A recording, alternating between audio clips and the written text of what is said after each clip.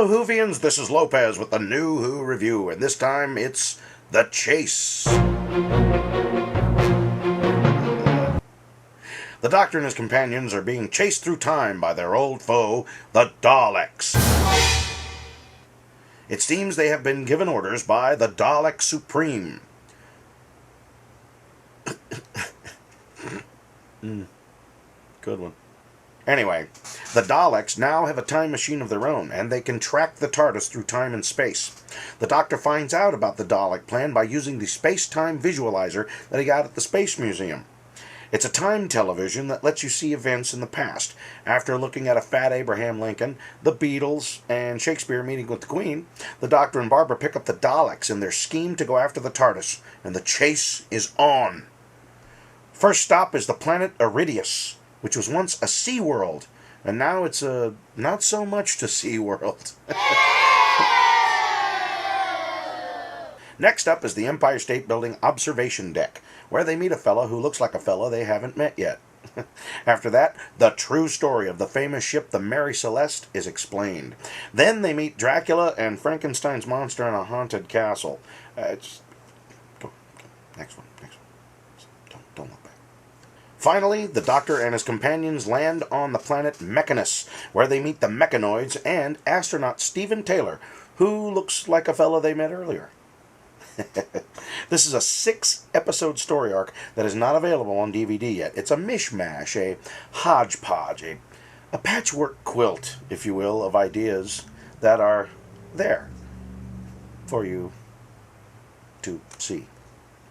Okay, this isn't the greatest Doctor story ever, but it has a lot of nice moments, and I really think you should see it.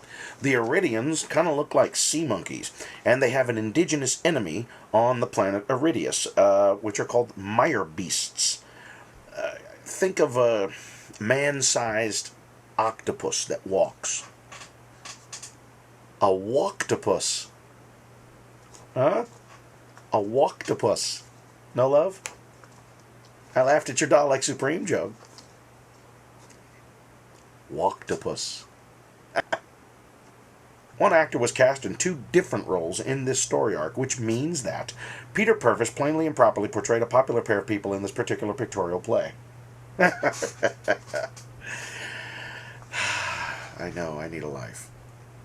Barbara asks the Rube on top of the Empire State Building, one of Purvis's roles, "Are you from Earth?" "No, ma'am," he says, "I'm from Alabama." I like that. The other role that Purvis played, astronaut Stephen Taylor, runs back amidst all the battle between the Mechanoids and the Daleks to retrieve a stuffed panda bear he named Hi-Fi, a mascot. At first I thought, idiot, but then I remembered Tom Hanks in Castaway and how distraught he was at the loss of Wilson, the blood-faced soccer ball. The names of the planets were kind of strange too. Iridius, it sounds like the word arid, a desert world, which it was, but originally it was an ocean world. Why wasn't it called Oceania or Wetopolis or Liquidia? We'll name it Iridius. What could go wrong? And Mechanus, the planet Mechanus, must have been named by the Mechanoids because originally it was a jungle planet. The Mechanoids were sent there by the humans to make the place ready for human habitation. It seems to me that the Dalek Supreme sent his worst troops on this mission. They were Daleks.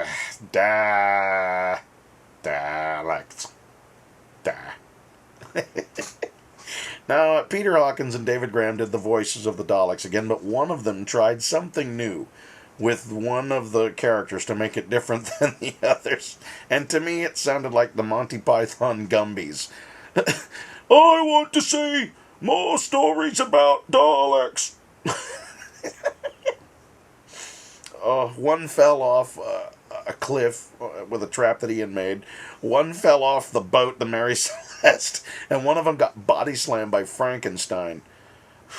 These Daleks were not supreme. I don't want to do spoilers. My hope is that you will actually go and see these episodes.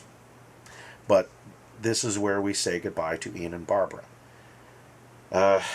From now on, the dynamic of the show is completely different. We will meet new companions who will travel for a while and then go their way. But there will always be the Doctor. See you in time.